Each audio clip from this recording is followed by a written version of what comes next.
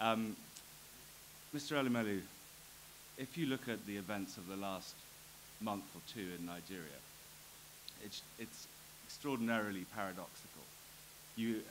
Last month you had the finance minister coming out and announcing that Nigeria is by far the largest economy on the continent with a GDP of $510 billion.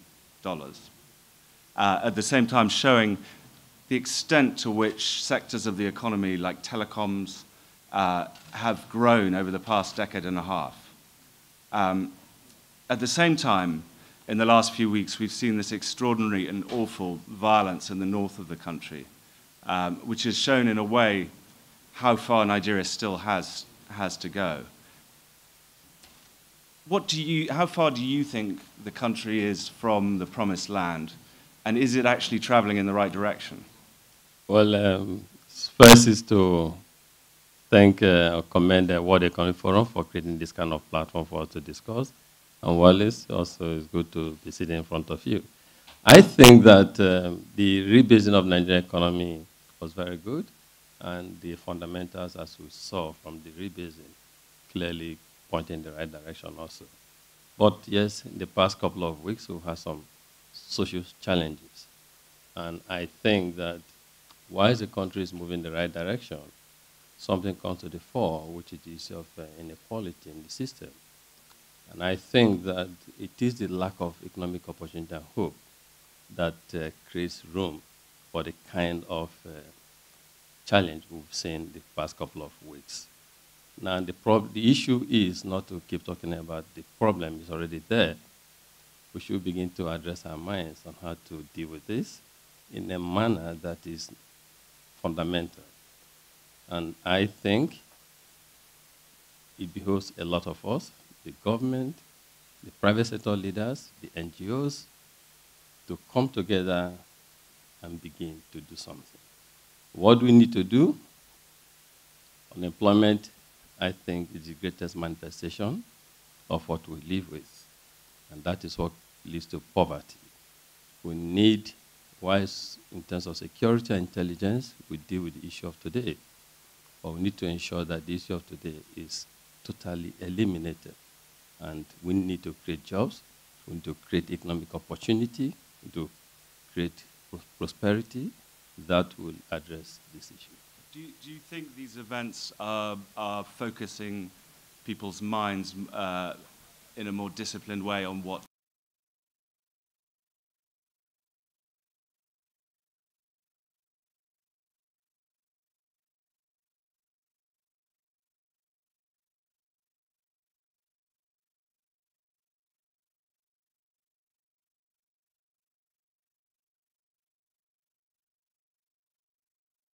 Rebasing was announced, I think it was acknowledged that there's inequality, some level of disparity in the system. I also think that what we're going through today did not start yesterday. So we need to now begin to focus appropriately.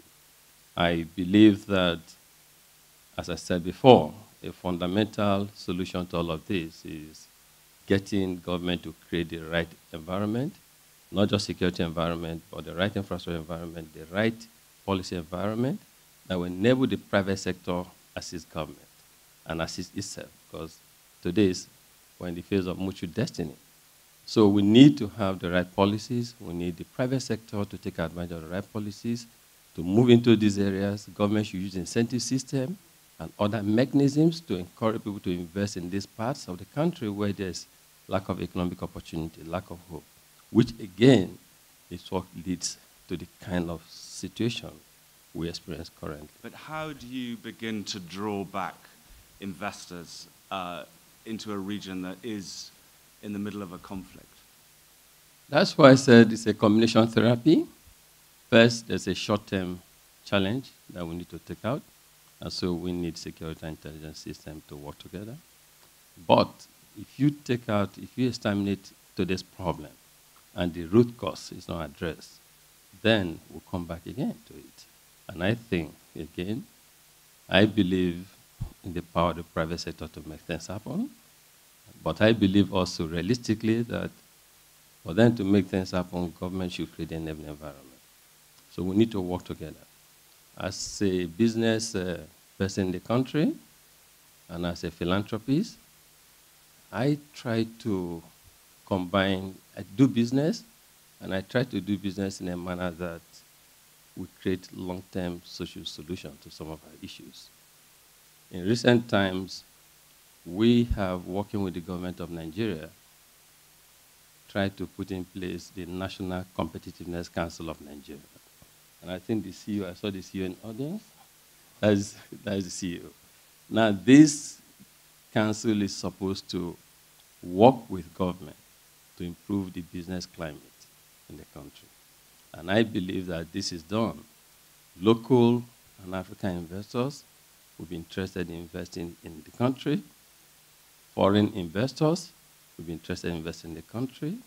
And collectively, this issue of job creation, lack of economic opportunities, poverty will drastically be addressed. So yes, I believe in it. Do you think there's been a certain amount of complacency in Nigeria in terms of its competitiveness up until now, partly because it is the most populous nation in Africa. There's a huge market out there. It's got all these opportunities in energy and in consumer goods and in services.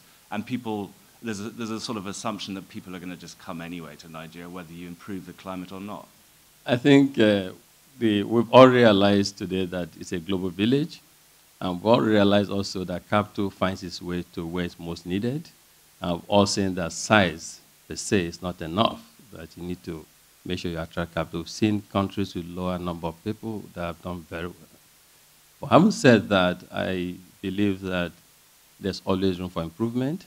I think the government and the people of Nigeria will keep realizing that we can always do more. In recent times, I've been impressed by the privatization of the power sector, because power significantly holds the competitiveness of this country down. You know, the cost of doing business in our environment is very expensive because of power, largely. It is said that statistically that almost 60% of the total cost of operation of SMEs in the country is accounted for by power or attributed to power. And so imagine what will happen if we fix power. So I think I'm impressed by what's happening in that space.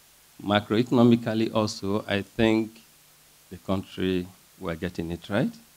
The macroeconomic environment is becoming very stable, and that, again, will create a more competitive environment. And also, in the area of agriculture, which is key for creating the level of employment we're talking about, we are beginning to see progressive policies, sustainable long-term policies that will enable the private sector to react rationally. So right now, it's not a question of when we started, but it's a question of where we are and how we are moving on. I'm encouraged that we're moving in the right direction. I want to come back to power, because I know you're very much involved in that. But first of all, just going back to those extraordinary new statistics on Nigeria, we discovered suddenly that Nigeria is a $510 billion economy, and that it had grown much faster than we thought. At the same time, we also, the new figures outlined some of the problems.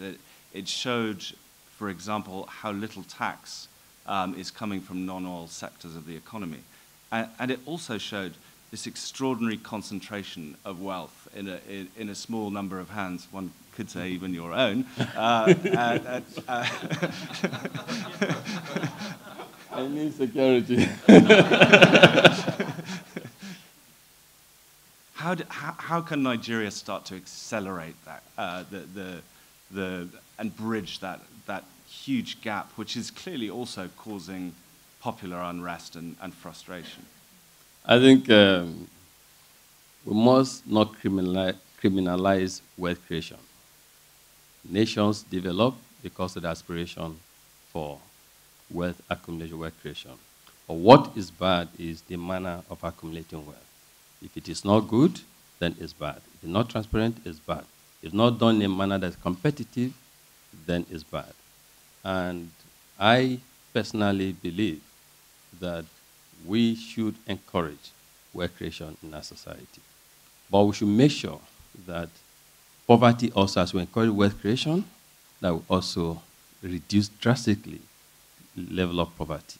And to reduce the level of poverty, there are things that we must do. We must ensure that people are gainfully engaged, employed. To employ people, again, I believe government does not create employment. Government facilitates, government enables the private sector to create employment. So let government help us create the enabling continue to improve the enabling environment. Let the private sector take advantage of this. Also, for me, I think that we have the wealthy people both in Nigeria and on the continent should begin to think of how to save in their domestic economies. In Nigeria, we should think of how to save in Nigeria, because by so doing, we help the process of capital formation. We help the process of credit creation, access to finance, etc. And that is how we should be moving. We should realize that the wealth we have is not just for ourselves alone. And we should realize that wealth accumulation in the midst of poverty is actually a cause. So I believe, therefore, that as private sector, we have leaders who have a role to play to create the right environment. In fact, people talk of the population of the country, 171 million. Yes, it's good, but imagine if income per capita was higher than it is today. Then it would be a much better market for even the private sector businesses who operate here. Do you think some of those businesses, particularly in consumer industries, are already, in fact, beginning to hit the buffers? Because you've seen some of their results this year actually showing a big decline in profits. I think I am not in that sector, but as an economic observer, I believe that a combination of factors could be responsible for this. If some companies have distribution logistics in some part of the country, for instance, it could affect the revenue they make. Also, if cost of generating electricity is becoming very prohibitive, it could affect the bottom line. And so it's a combination of factors, but income per capita per se is important for the country. And we should make sure that what affects the attractiveness of the manufacturing companies in the country, that we address them, so that the manufacturing companies will be able to even sustain the employment they hold today and create more employment. Going back to the business of capital accumulation, there's also a rather mixed picture in that you still have a considerable amount of capital flight from Nigeria, but you've also seen over the last decade and a half Nigerians like yourself, Aliko Dangote and many others, investing far more in the country. How do you draw back the other bit? How do you get Nigerians to stash their cash here and use it more productively? I think I believe in the power of if you do some power of experience. So people who before now believed in saving money overseas are beginning to, that's if you made your money legitimately, by the way, and they are beginning to see that return on investment on the continent, in Nigeria in particular, is extremely high. We have seen companies that came to Nigeria, invested about $100 million, and over a 5-year period of time, we're talking about billions of dollars. So people who have accumulated wealth legitimately are beginning to see these signs, and they also are becoming encouraged to bring money back. They also have seen that there's no restriction. The foreign exchange regime in the country is stable. You can predict plus or minus any band that if you bring in your money, you want to take money anyways.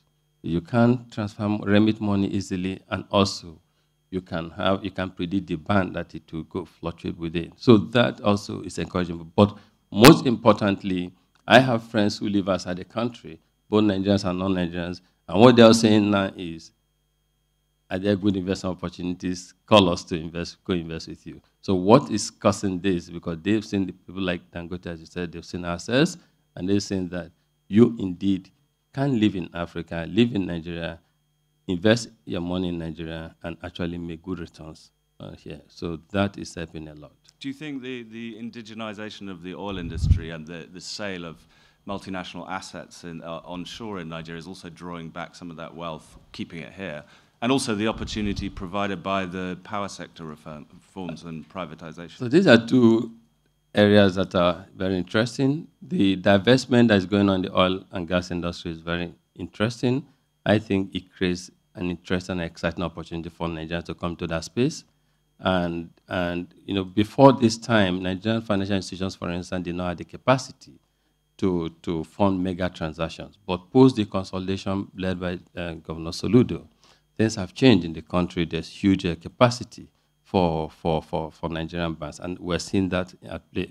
They actually are helping indigenous investors in that space come in, and it is one that will help us. You're beginning to see the natural resource endowment of the country beginning now to reside in the hands of people within the country. What we need to do is that players in that sector should quickly go to the capital markets so that they can democratize access to the economic opportunities that these assets produce. On the other hand, for power, in the power sector, we also have seen the same thing. A lot of the companies that want the power assets, especially the GENCOs and the DISCOs, have been largely supported by indigenous banks because they have capacity today.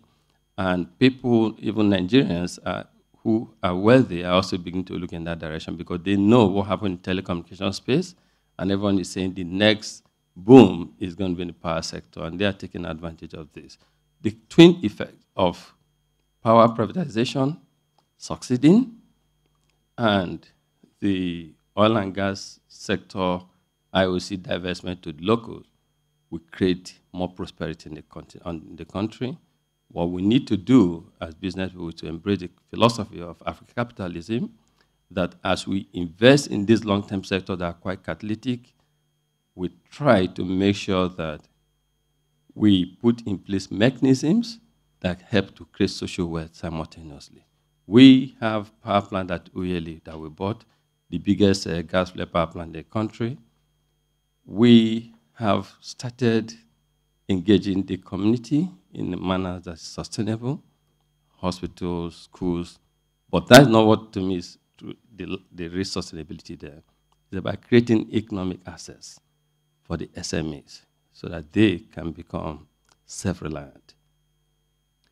Nigerians at the moment seem rather frustrated with the initial fruits of this power sector reform.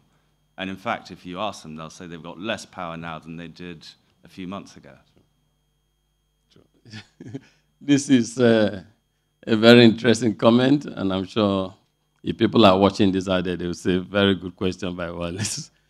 The truth is, so I take the case of Transcorp Uyeli Power Plant. When we took over this plant 1st of November last year, the output on 1st of November was 150 megawatts. Today, this morning, we generated 387 megawatts of electricity. We have doubled the output. You would expect, all things being equal, that the consumers out there will feel this increase. And I think that we have some problems. I don't know if other plants have been able to even maintain what they took over, talk less of doubling. I think that there's maintenance issue, and I think there's also the gas availability issue. But what you see, the privatization has just occurred, the transfer of ownership has just occurred. Our group, we are turnaround experts. We know how to run businesses, just not well-run businesses. So the scale that we deploy, day one, could be different from the scale that others deploy. But there's a learning curve, and people learn very fast. In the private sector, if you see a company A is doing well, you need to learn quickly to do well because there's profit reward at the end of the day. You also want to be profitable. So that will happen. If it doesn't happen, you see private sector people make private sector rational decisions. They can't come to Transcorp Uyeli plant and say, can you help us operate our plant? But there's something they don't control, and that is gas. So we need to make sure as a country that the gas supply is stable and that we increase the supply. This is the big elephant in the room, isn't it? I mean, when you talk to people in the industry, both the gas industry and the power industry, they say that it could be really 4 years before the infrastructure is in place to start meeting the real demand from these new power stations that's going to come. I don't think it will take up to 4 years. But the truth is... But the structure and environment that you were talking about before for investment isn't quite there, is it? Yeah, that's why we're saying that government should help play the role they owe us, and then we would help government to create employment and economic opportunity in the country. But let's go back to the issue of gas. I think a lot is happening already in that space, and there's been vandalization of the gas pipelines. So, and government is trying, the NNPC and code trying to restore this. So as they restore this, things should improve. But I also see, and that is a connection between the divestment in the oil and gas sector and power in the country. Our group, for instance, we've just on Friday last we signed a production sharing contract with the NNPC on OPL 287 because we want to have control of gas supply to our plant. We are increasing our gas plant to 2,000 megawatts. We just signed with GE to add additional 1,000 megawatts to us, costing $1 billion. To do this, we need to make sure that the gas stock, the feedstock we have, will be enough to fire our plants. So we try to integrate backwards so that we make sure we have everything we need. But it's not everyone that has the resources to do this. So government should try to ensure that at least gas supply is constant and that people can have access to it. The next area we need to focus on ultimately is the transmission lines. Because as I believe in 2 years' time, everyone would have mastered the game. So we all increase significantly our power plant. Nigeria is consuming 4,000 today. Our group alone, we have capacity for 1,000. We're doing 400, 397, roughly 400. End of this year, we'll go to 700. End of March, we'll do 1,000. Then 2.5 years' time, the additional GE 1,000 will come on stream. So we alone will do half of what we're consuming in the country today. I believe others will do the same thing. Therefore, the next challenge is going to be transmission. So we need to plan ahead now.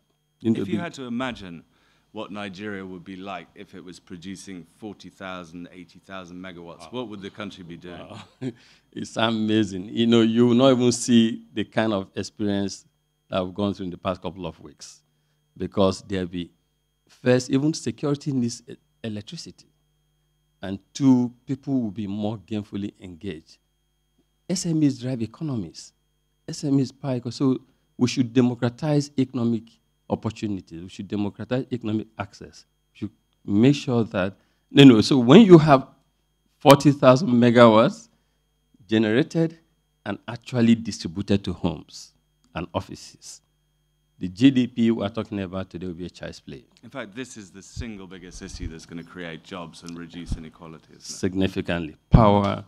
I think there's no amount of resources and attention that you pay to power that can be worth the impact to have, the benefits to have in the country in so many ways, even in schools, in hospitals, in SME businesses, security, surveillance, and issues.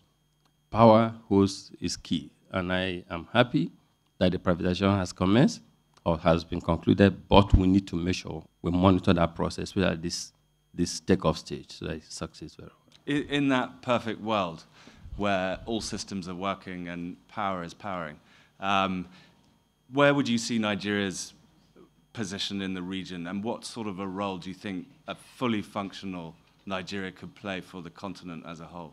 You know, when people talk about this issue of leadership on the continent, biggest economy, well, it feels good to say that. But indeed, to me, it's not a number thing. It's not a position thing that we're the biggest or not the biggest. For me, it's more of impact and significance, relevance. You know, what can this new size for Nigeria or potential size for Nigeria bring to Nigerian people and also to the continent? We should be signposting. We should be signaling a new dawn on the continent. We should have a competitive business environment that all Africans should emulate. Nigeria should be like the London of what London is to us in Nigeria today to Africans. There should be transportation to the continent, from the continent to the country. There should be, more economic access. And Nigeria is a good country. We, as a country, do not discriminate, actually, about foreign investment in the country. What we are saying is, let us create value within the country. Let's move away from just being extractive in our business practices.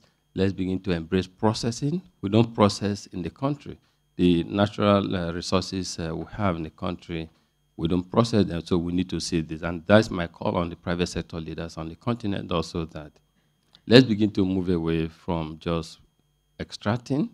let's also begin to industrialize. But a strong Nigeria, lastly, because I think we've run out of time, could also presumably defend Africa's interests better on the global stage.